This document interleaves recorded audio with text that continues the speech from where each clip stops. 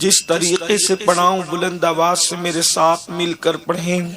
الصلاۃ والسلام علیک یا رسول اللہ، الصلاۃ والسلام علیک یا رسول اللہ، الصلاۃ والسلام علیک یا نبی اللہ، الصلاۃ والسلام علیک یا نبی اللہ، الصلاۃ والسلام علیک یا حبیب اللہ، الصلاۃ والسلام علیک یا حبیب اللہ، وعلی آلک واصحابک یا نور اللہ، وعلی آلک واصحابک یا نور صلی اللہ، اللہ تعالی علیہ وسلم۔ صلی اللہ تعالی علیہ وسلم۔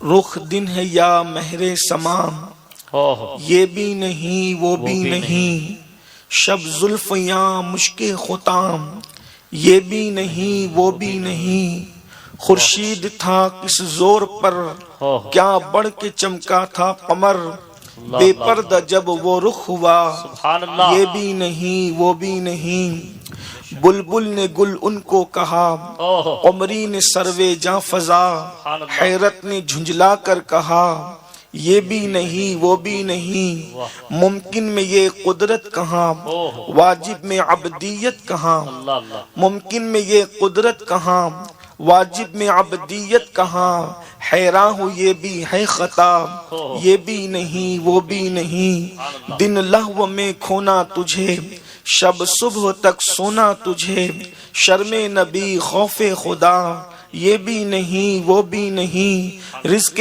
خدا کھایا کیا، فرمان حق ٹالا کیا، شکر کرم ترس سزا، یہ بھی نہیں وہ بھی نہیں، ڈر تھا کہ اسیاں کی سزا اب ہوگی یا روز جزا، دی ان کی رحمت نے صدا، یہ بھی نہیں وہ بھی نہیں، ہے بلبل رنگی رضا، یا طوطی نغمہ سرا، ہے بلبل رنگی رضا، یا طوطی نغمہ سرا، حق یہ کہ واصف ہے تیرا، یہ بھی نہیں وہ بھی نہیں۔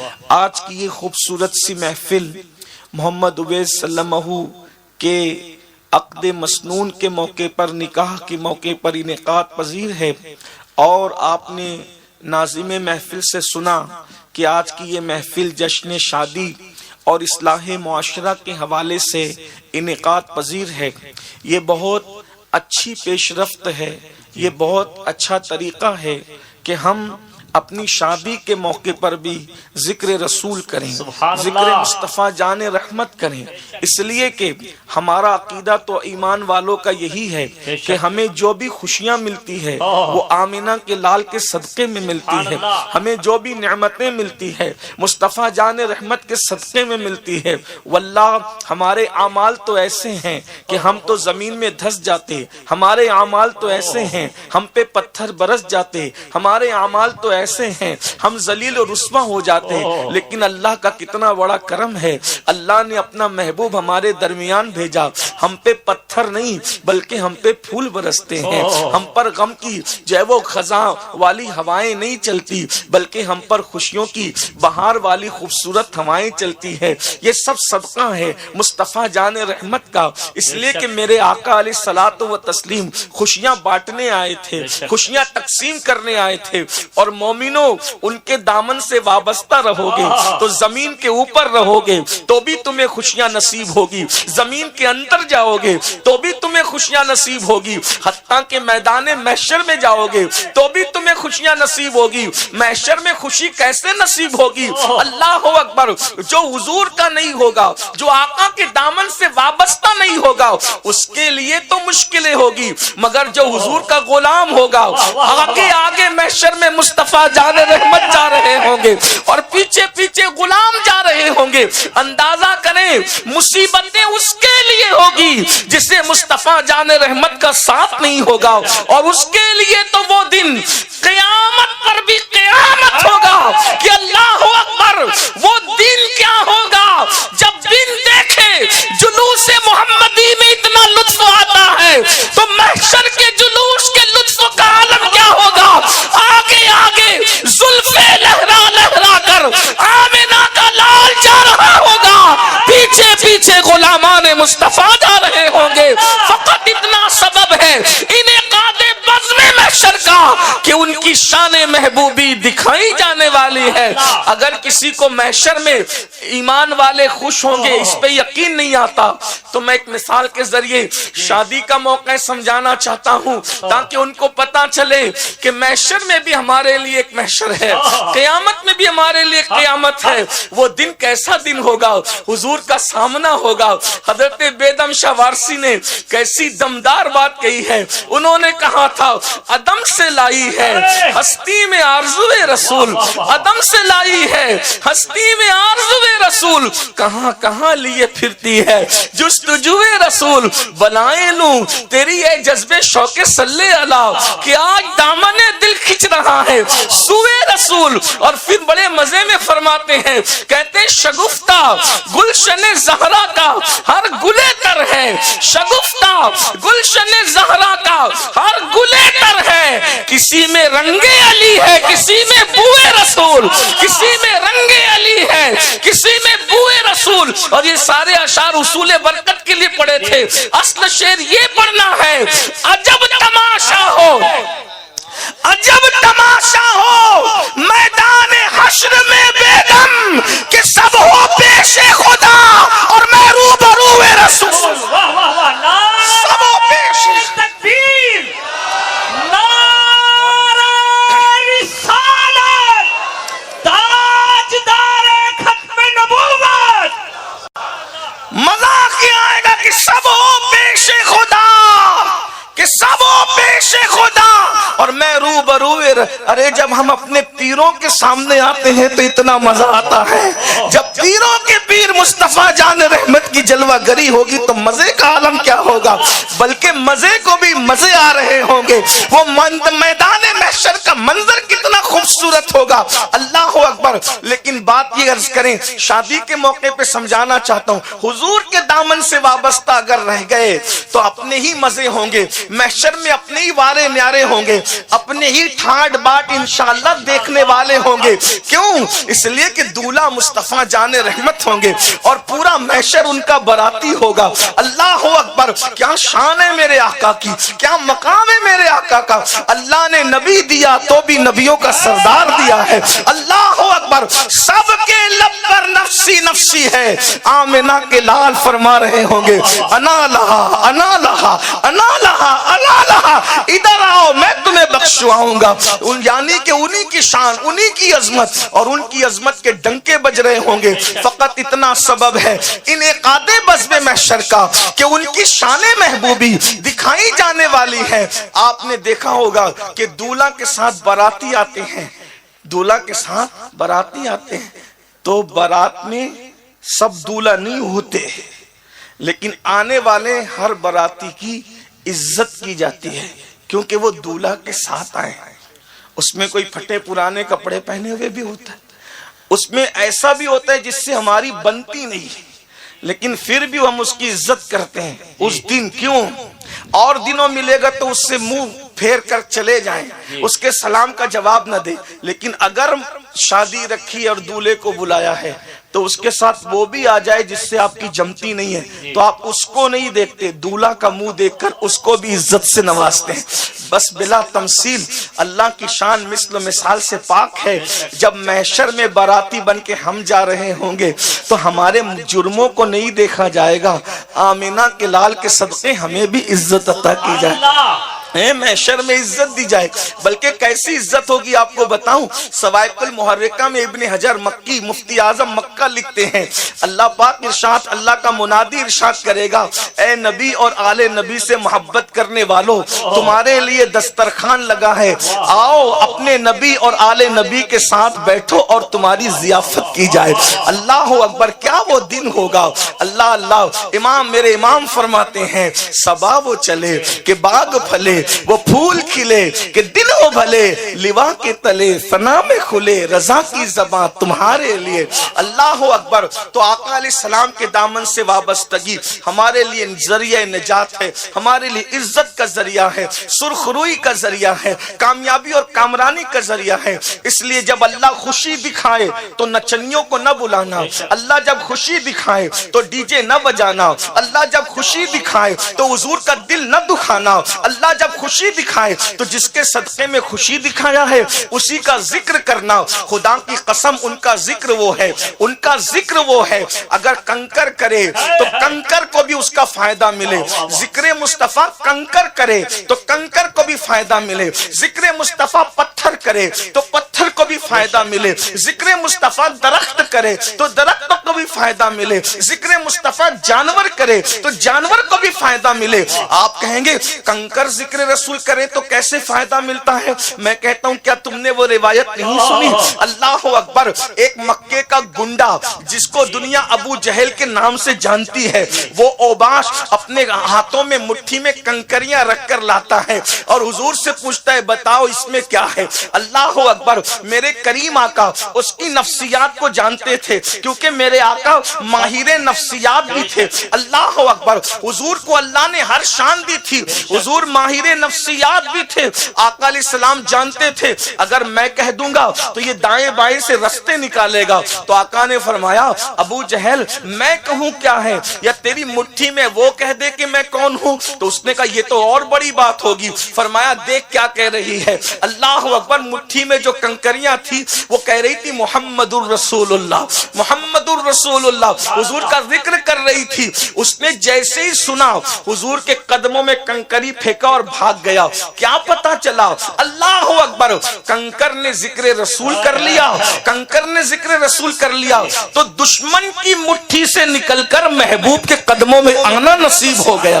اللہ اکبر. اندازہ فرمائیں. اور آپ دیکھیں تقریر میں مقرر لوگ کسی کنکری کا ذکر نہیں کرتے, دلی ممبئی کی کنکری کا ذکر نہیں ہوتا یا مکے مدینے منورہ کے ہر کنکر کا ذکر نہیں ہوتا.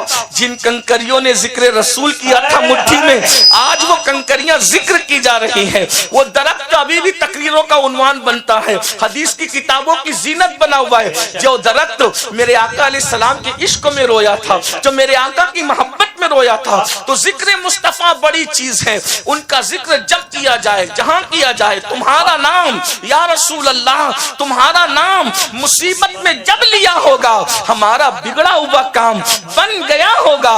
گناہ گار پہ جب لطف آپ کا ہوگا, کیا بغیر کیا بے کیا ہوگا, کیا بغیر کیا بے کیا ہوگا. اور خدا کا لطف ہوا ہوگا دستگیر ضرور, خدا کا لطف ہوا ہوگا دستگیر ضرور. جو گرتے گرتے تیرا نام لے لیا ہوگا, جو گرتے گرتے تیرا نام لے لیا ہوگا. ذکر رسول کرتے رہو, جتنی کثرت سے ذکر رسول کرو گے اتنی برکتیں ملے گی. اللہ اکبر. اللہ رب ہو کر, خدا ہو کر, الہ ہو کر, وحدہ لا شریک ہو کر, وہ سب سے زیادہ جس کا ذکر کرتا ہے وہ ذکر مصطفیٰ ہے. جب خدا ذکر مصطفیٰ اتنا کرتا ہے تو بندوں کو ذکر مصطفیٰ کتنا کرنا چاہیے.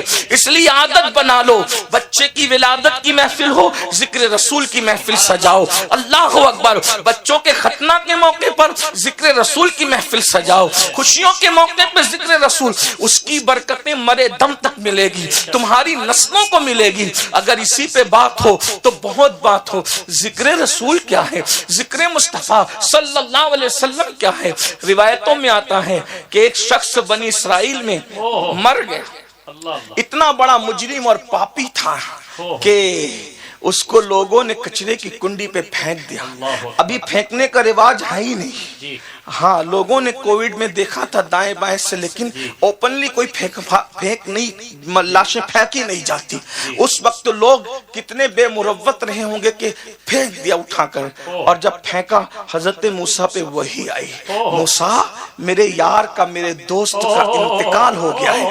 اگر آپ چاہتے ہیں میرے یار کی جنازے میں شرکت کرنا تو اس کو غسل دو, کفن پہناؤ, عزت کے ساتھ دفن کرو. کون؟ وہ کچھ کنڈی پہ جو پھینک دیا, کچرے کی کنڈی پہ جو پھینک دیا گیا. حضرت موسیٰ نے لوگوں سے تحقیق کی, کوئی اس کو اچھا کہتا ہی نہیں, لیکن حکم خدا تھا. حضرت موسیٰ گئے, غسل دلوایا, کفن دلوایا, اس کے بعد آپ نے عزت کے ساتھ دفن کیا. عرض کی مولا کوئی اچھا کہتا نہیں, بات کیا ہے؟ تو اللہ اکبر. ندا آتی ہے موسیٰ توریت میں ایک جگہ پر میرے محبوب محبوب محمد کا نام لکھا تھا، توریت میں میرے محبوب محمد کا ایک جگہ نام لکھا تھا، جیسے ہی ذکر محمد آیا اس نے اس کو چوم لیا، ہم نے اس کے سارے جرائم معاف کر دیے اور اپنے دوستوں میں اس کو لکھ دیا۔ اگر حضرت موسیٰ کا امتی نام محمد لے کر کے چوم لے تو وہ مردودوں سے محبوبوں کی فہرست میں آ جائے، اگر رسول اللہ کا امتی حضور کے ڈنکے بجائے تو پھر اس کی شان کیا ہوگی؟ آنکھوں کا تارا نام محمد، دل کا اجالا نام محمد، صلی اللہ کا صحرا سجا کر دولہا بنایا نام محمد، پڑھتی درودیں دوڑے گی حوریں، لاشا جو لے گا نام محمد۔ اور اللہ اکبر فرماتے ہیں، بڑھ پیارے انداز میں کہتے ہیں آنکھوں میں آ کے دل میں سما کے، آنکھوں میں آ کے دل میں سما کے رنگن رچا جا نام محمد۔ اور کہتے ہیں، مزید کہتے ہیں، بہت شان سے کہتے ہیں کہ پوچھے گا مولا لایا ہے کیا کیا، پوچھے گا مولا لایا ہے کیا کیا، میں یہ کہوں گا نام محمد صلی اللہ علیہ وسلم۔ اندازہ فرمائیں،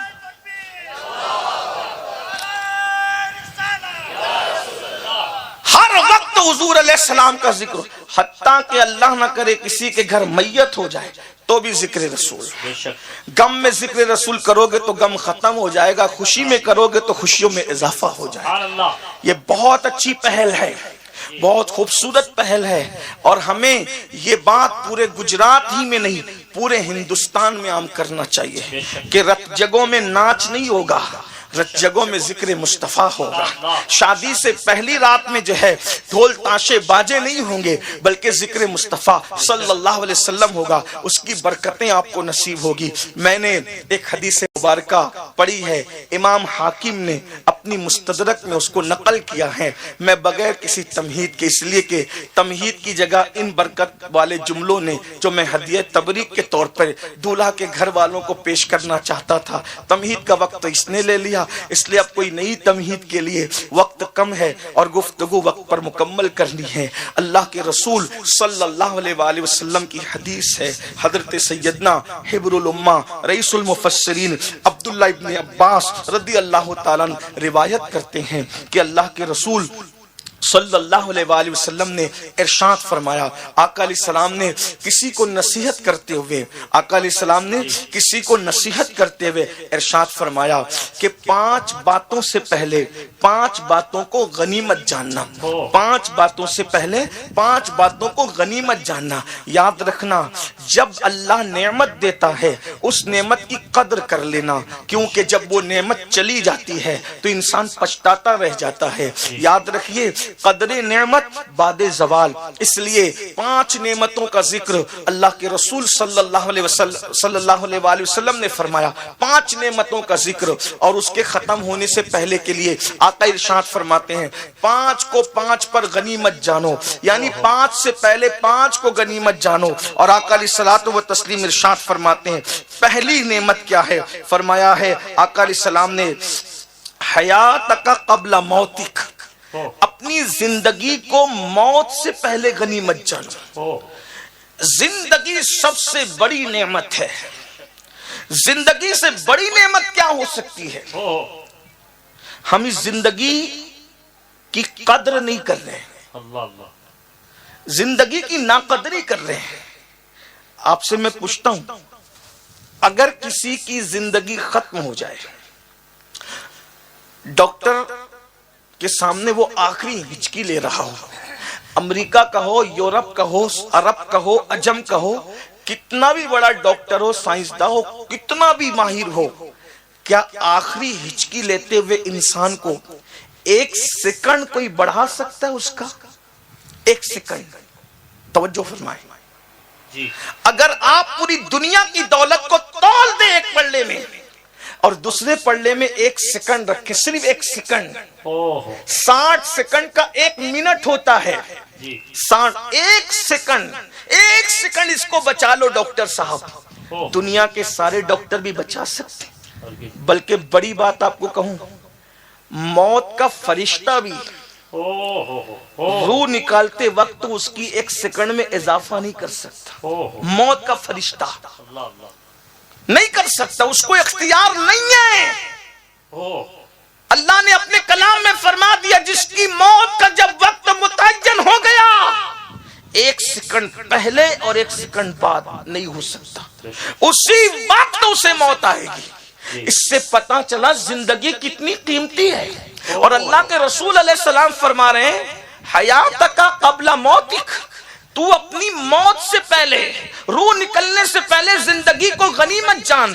اور آج سب سے زیادہ ہم اپنی زندگی کو ضائع کر رہے ہیں، 1 سیکنڈ ہمیں موت سے قریب کر رہا ہے، 1 منٹ ہمیں موت سے قریب کر رہا ہے، جو گھنٹہ گزرا ہے وہ گھنٹہ ہمیں موت سے قریب کر رہا ہے۔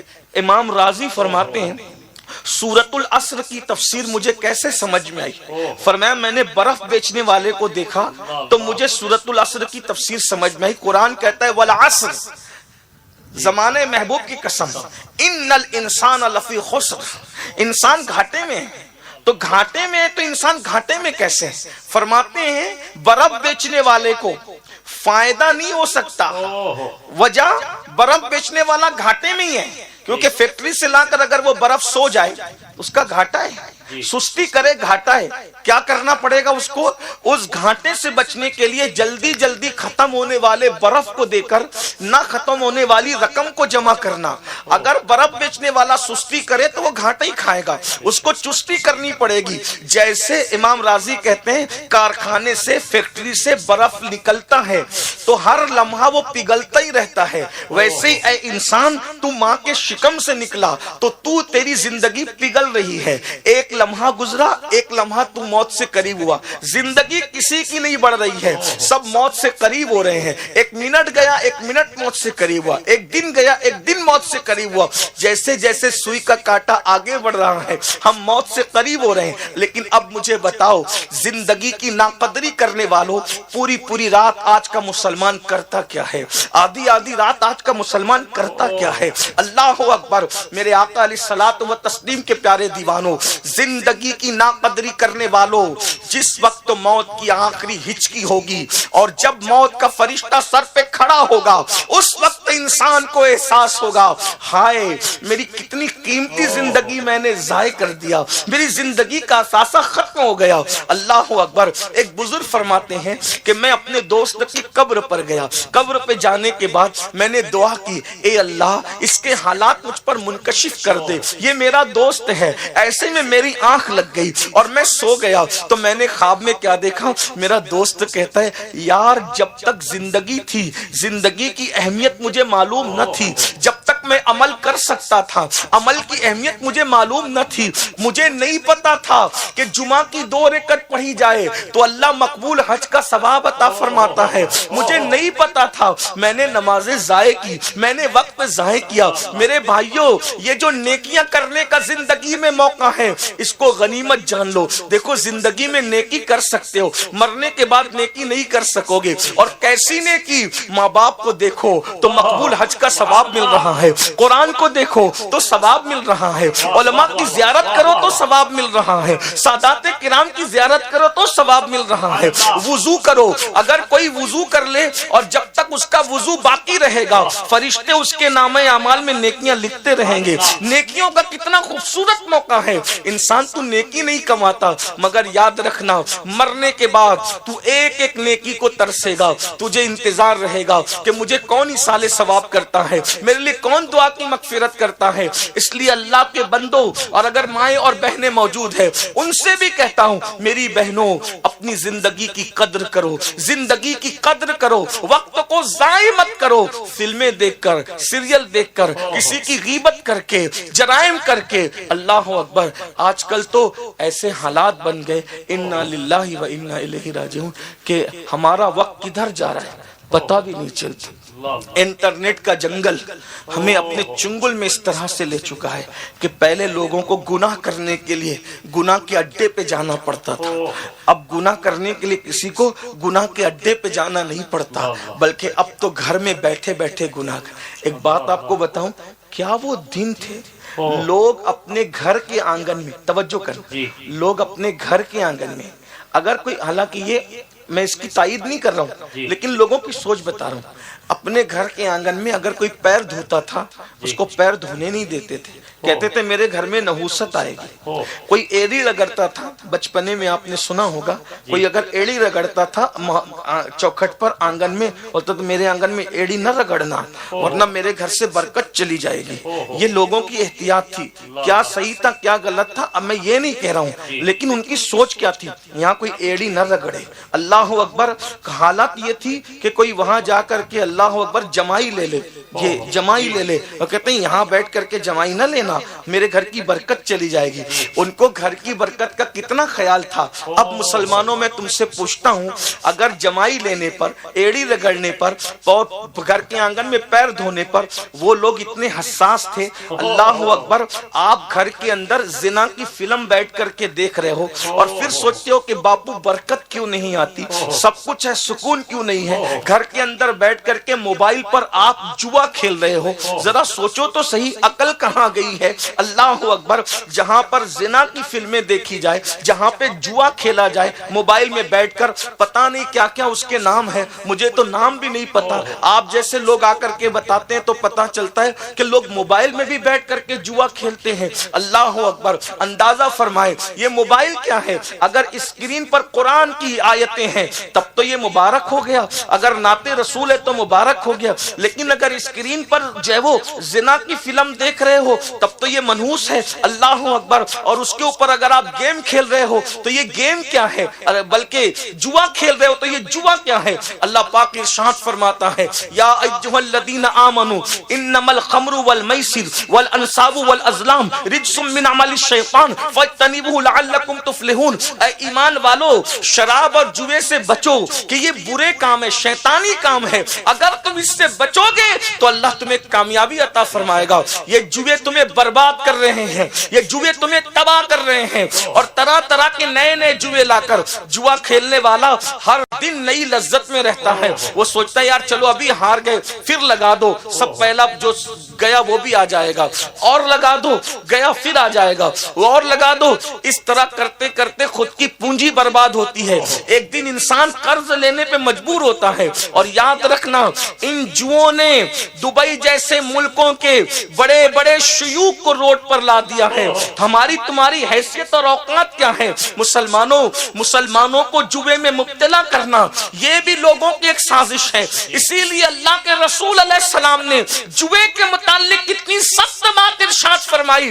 آقا کریم صلی اللہ علیہ وآلہ وسلم فرماتے ہیں, جس نے جوے کے آلات اپنے ہاتھ میں لیے کل قیامت کے دن اس کے ہاتھ سور کے خون میں رنگے ہوئے ہوں گے. ابھی آپ نے نعرے لگائے سبحان اللہ کا, کس بات پر, کہ اللہ کے رسول قیامت کے دن ہم ان کے ساتھ ہوں گے, حضور اپنی امت سے مصافحہ کریں گے. اب مجھے بتاؤ جوا کھیلنے والوں, جب تمہارے ہاتھ جوا کھیلنے کی وجہ سے سور کے خون میں رنگے ہوں گے تو کیا ہم اپنے ہاتھوں کو رسول اللہ کے ہاتھ میں دے سکیں گے؟ دیکھو تو صحیح, اپنی بربادی کے لیے کیا کر رہے ہو. بربادی کے دہانے پر نہ جاؤ. اللہ کے بندو, یہ جوے میں برکت نہیں, بلکہ جوا تو اپنی جگہ ایزی منی کے چکر میں بھی اپنے آپ کو برباد. آج کل ایزی منی کے چکر میں لوگ اس سے قرضہ لے اس سے قرضہ لے, ادھر لگا دے ادھر لگا, یہ سب کچھ کر رہے ہیں. شارٹ ٹائم کے اندر ترقی کا خواب چھوڑ دو. اللہ کے یہاں ایک قانون ہے میرے بھائیوں, شارٹ ٹائم میں تو اسلام بھی پروان نہیں چڑھا. اسلام کو ایک پروسیجر سے گزارا گیا. آپ غور کریں, آپ کا ہمارا عقیدہ ہے, تمام اہل اسلام کا عقیدہ ہے کہ حضور علیہ السلام کی دعا سے بڑھ کر کیا کسی کی دعا مقبول ہے؟ ان کی دعا کا تو اندازہ ہی نہیں لگا سکتا کوئی. اگر دعا میں ہم جیسے گنہگار لوگ صرف ان کا نام لے لیں, ہماری زبان پر, گنہگار زبان پر حضور کا نام آ جائے دعا میں تو وہ دعائیں مقبول ہو جاتی ہے. جب جانے دعا خود دعا کریں تو اس وقت تو دعا کا مقام کیا ہوگا. بلکہ دعا کی معراج ہوگی جب میرے آقا دعا کریں. میرے امام کہتے ہیں عنایت کا جوڑا, اجابت کا صحرا, دلہن بن کے نکلی دعائیں محمد, اجابت میں جھک کر گلے سے لگایا بڑی ناز سے جب دعائیں محمد. حضور نے 23 سال تک محنت کیوں کی؟ کعبے کا غلاف پکڑ لیتے, دعا کرتے اللہ پوری دنیا میں ایمان عطا کر دے. کیا رد ہوتی؟ بتاؤ. بتاؤ، ایزی منی اور شارٹ ٹائم ترقی کے چکر میں حرام کاموں کی طرف جانے والوں، ہمیں بتایا جا رہا ہے کہ رسول کو بھی ایک منزل سے گزارا جا رہا ہے، جانے دعا کو بھی ایک منزل سے گزارا جا رہا ہے، وجہ تخلیق کائنات کو بھی ایک منزل سے گزارا جا رہا ہے۔ کیسے؟ اپنا گھر چھوڑ کر مدینہ طیبہ جایا جا رہا ہے، بدر میں جانثاروں کی شہادت ہو رہی ہے، احد میں گھر والوں کے کلیجے چبائے جا رہے ہیں، کفن دینے کے لیے کپڑا تک موجود نہیں ہے، کان کاٹنے والے، ناک کاٹنے والے، ہونٹ کاٹنے والے، انگلیاں کاٹنے والے اس کے گلے کا ہار بنا کر کے پہن رہے ہیں۔ یہ سب چیزیں دیکھ کر ہچکیاں بھر بھر کے رویا جا رہا ہے، لیکن یہ نہیں کہا جاتا کہ پوری دنیا کو مسلمان کر دے۔ کیوں؟ اس لیے کہ دنیا عالم اسباب ہے، یہ سب منزل سے گزر رہے ہیں، پھر خندق بھی کھود رہے ہیں، اللہ اکبر، احد میں دندان شہید بھی ہو رہے ہیں، زخمی بھی ہو رہے ہیں، یہ ساری چیزیں ہیں، اللہ اکبر، پورا خاندان کربلا میں کٹتا ہوا دیکھ بھی رہے ہیں، یہ ساری چیزیں ہو رہے ہیں، اور ہمیں بتایا جا رہا ہے کہ جب محبوب کو ان منزلوں سے گزارتے ہیں تو تم کون ہو؟ شارٹ ٹائم میں ترقی کرنے کے چکر میں حرام کام کرتے ہو؟ نہیں، ہر انسان کو کسی نہ کسی پروسیجر سے گزرنا ہے، منزلوں سے گزرنا ہے، دنیا عالم اسباب ہے، اس لیے ایزی منی کے چکر میں جوا نہ کھیلنا، حرام کاروبار نہ کرنا۔ اور ایک بات یاد رکھنا، کس کے لیے کماتے ہو؟ بتاؤ، کماتے کس کے لیے ہو؟ ہر انسان کی فکر یہ ہے میں اپنے بچوں کے لیے کماتا ہوں، آپ بھی اور سب۔ ہمارے دل میں بھی کہیں نہ کہیں یہ بات ہے کہ ہم بھی جو کماتے ہیں تو کس کے لیے؟ بچوں کے لیے، بچے سکون سے رہے، اطمینان سے رہے، خوش رہے، ہمارے بچے کسی کے سامنے ہاتھ نہ پھیلائے۔ ہر انسان بچوں کے لیے کر رہا ہے، اور کچھ کوئی بات نہیں۔ کوئی بندہ ایسا بتا دو جو بچوں کے لیے نہ کرتا، سب کو فکر ہے میرے بعد میرے بچے اچھے گھر میں رہے، اچھی دکان رہے، اچھا مکان ہے، سب کچھ ہے، اس کے لیے انسان بہت کچھ کرتا ہے۔ لیکن آپ سے ایک بات کہوں، اگر حرام چھوڑ کے جاؤ گے تو بچوں کا بھلا کیا؟ بتاؤ، آپ کے بچے حرام کھائیں گے، حرام کا خون بنے گا، نمبر ایک نقصان وہ آپ کے باغی ہوں گے۔ سب سے پہلے حرام کھانے والے بچے کبھی ماں باپ کی وفادار نہیں ہو سکتے، کتنے بھی بڑے اسکول میں ڈال دو، کتنے بھی بڑے مدرسے میں ڈال دو، کتنی بھی ان کی تربیت کر لو، جن کا خون حرام سے بنا ہے وہ کبھی ماں باپ کے وفادار نہیں ہو سکتے، ماں باپ کے فرما بردار نہیں ہو سکتے۔ معذرت کے ساتھ برا مت ماننا، بچوں کی وہ بہت پڑھایا لکھایا سب کچھ کیا، جن کے بچے لات مار کر کے گھر سے نکالتے نا بڑھاپے میں، ان کو غور کرنا چاہیے کیا انہوں نے حرام نہ کھلایا تھا؟ جن کے بچوں کو حلال کھلایا گیا، ان کی تربیت ہو نہ ہو، پڑھے لکھے ہو نہ ہو، وہ ماں باپ کے وفادار نظر آئیں گے۔ جا کے تحقیق کر لیجئے، چیک کر لیجئے، دیکھ لیجئے، آپ کے بچے جتنی بڑی بڑی اسکولوں میں پڑھتے ہیں، علماء کے بچے اتنی بڑی اسکولوں میں نہیں پڑھتے، لیکن علماء کے بچے آپ کو جتنے مؤدب نظر آئیں گے وہ اوروں کے بچے نہیں۔ وجہ کیا ہے؟ کہیں نہ کہیں حرام کی شمولیت ہے۔ میں یہ نہیں کہہ رہا سب حرام کرنے لگے، یہ نہیں، جہاں حرام ہوگا وہاں وفاداری نہیں ہو، جہاں حرام ہوگا۔ ایک بات مجھے یاد آئی حلال و حرام پر، بات بڑی خوبصورت سی یاد ہے۔ ایک بزرگ تھے، بہت بڑے بزرگ، وہ پبلک میں بیان نہیں کرتے، وہ بیان کرتے تھے ولیوں میں، ولیوں کو سلوک کی منزل بتاتے، تصوف کے مقام اور مرتبے بتاتے۔ ایک مرتبہ ولیوں کی محفل سجی ہوئی تھی، ایسے میں وہ واضح و نصیحت کر رہے تھے تصوف کے مقامات، سلوک وغیرہ کے مرتبے، سیر اللہ کیا ہے، سیر فی اللہ کیا ہے، سیر من اللہ، جو بھی بیان کر رہے ہوں گے، ورنہ یہ تاتانیہ والوں کے لیے سر پہ جانے والی بات نہ ہو جائے، مشکل نہ ہو جائے، میں اس کی طرف نہیں، لیکن بات اصل جو ہے وہ یہ ہے۔ ایسے میں کیا ہوا کہ قریب میں کچھ بچے کھیل رہے تھے، ان میں سے بچے کھیلتے کھیلتے اچانک گیند اڑ کر کے محفل میں آ گئی، سب بچے چھپ گئے، سب کے بچے چھپ گئے، ان کا بھی بیٹا تھا ساتھ میں۔ اس نے بولا کیا ہوا؟ بولے گیند گئی بزرگوں کی محفل میں، کھیل رک گیا۔ اتنی سی بات پہ اس کو اتنی سی بات لگی، اتنی سی بات پہ آیا دوڑتے ہوئے، نہ سلام نہ کلام، گیند اٹھائی بھاگا۔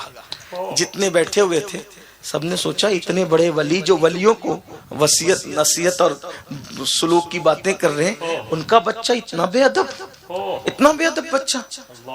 چہرے پہ سوال آیا، صاحب کشف تھے، اللہ والے تھے، چہرے پہ سوال آیا، پڑھ لیا۔ کہنے لگے اس بچے کا قصور نہیں، میرے بیٹے کو بے ادب دیکھ کر اس کے بارے میں بدگمان مت ہونا، اس کا قصور نہیں، قصور میرا اور میری بیوی کا ہے۔ لوگ اور حیران ہو گئے، قصور ان کا ان کی بیوی کا؟ کہا ہاں۔ ایک بار 3 دن کا ہمارے گھر فاقہ تھا، میری بیوی بھوک سے بے چین تھی، ایسے میں پڑوسی نے کچھ کھانا لا کر کے دیا، اور وہ کھانے کی ہم نے تحقیق نہیں کی کہ حلال کا ہے کہ حرام کا، اور کھانا ہم دونوں نے کھایا، اور جب پیٹ میں کھانا گیا تو میرے دل میں خیال آیا کہ بیوی سے ملاقات کروں، وظیفہ زوجیت ادا کروں۔ اسی رات یہ بچہ اپنی ماں کے پیٹ میں آیا۔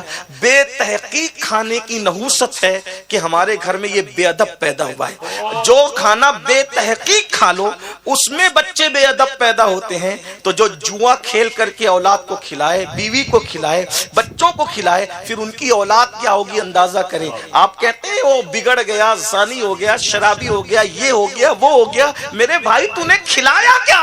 تجھے پتا ہے اللہ اکبر، سلطان ابراہیم نور بخشی کے گھر میں جب بچہ ماں کے پیٹ میں آیا تو سلطان نور بخشی نے اپنی بہن کو کہا، بہن میری بیوی پر جو ہے تم پیرا رکھنا، خبردار حرام لقمہ اس کے پیٹ میں پہنچنے نہ پائے، حرام تو حرام ہے، کوئی مشکوک ڈاؤٹ فل لقمہ بھی میری بیوی کے پیٹ میں پہنچنے نہ پائے۔ بہن نے کہا بھائی کیوں؟ تو کہا کہ میرا بچہ اس کے شکم میں آ گیا ہے، اگر ڈاؤٹ فل یا حرام کھائے گی تو بچہ ویسا نہیں ہوگا جیسا میں چاہتا ہوں۔ اور پھر اپنی بہن کو متعین کیا، اور پھر اس گھر میں جو بچہ پیدا ہوا ان احتیاط کی برکتیں تھی، اسی بچے کو دنیا نے سرکار مخدوم اشرف جہانگیر سمنانی کے نام سے یاد۔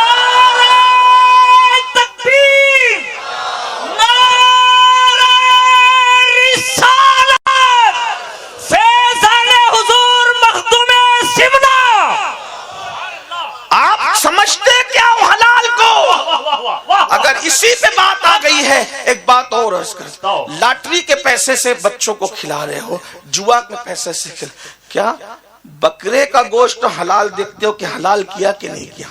صرف ذبح کرنے سے گوشت حلال نہیں ہوتا، جیب کی رقم کا بھی تو اعتبار ہے، کہاں سے لایا اس کا بھی تو اعتبار ہے، کہاں سے کمایا اس کا بھی تو اعتبار، اور صرف شراب اور جوے سے رقم حرام نہیں ہوتی۔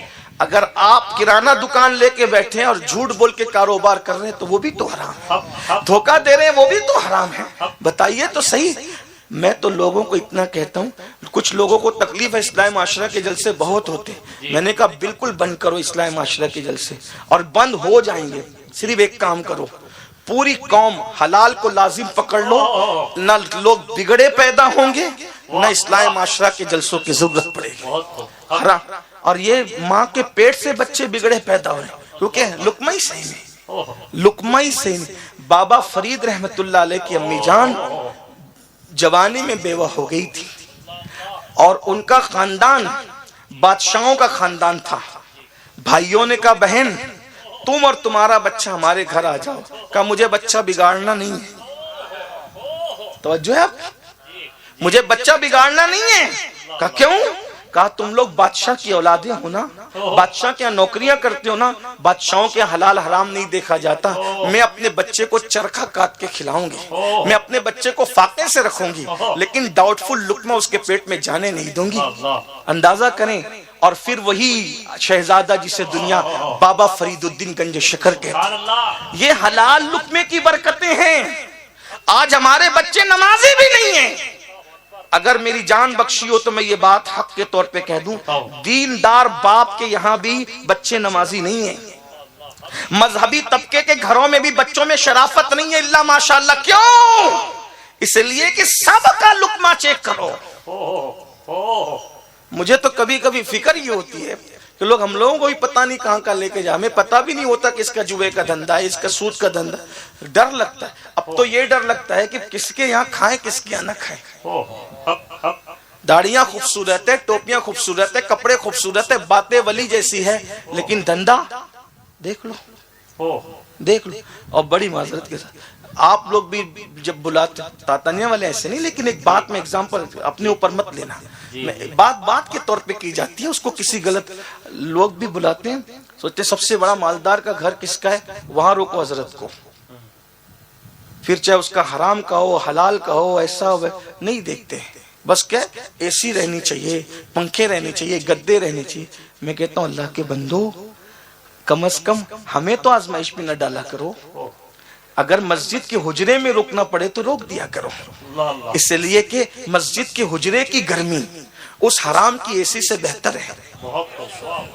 لیکن آپ لوگ اپنے پیروں پہ رحم نہیں کر رہے ہو, اپنے علماء پہ رحم نہیں کر رہے.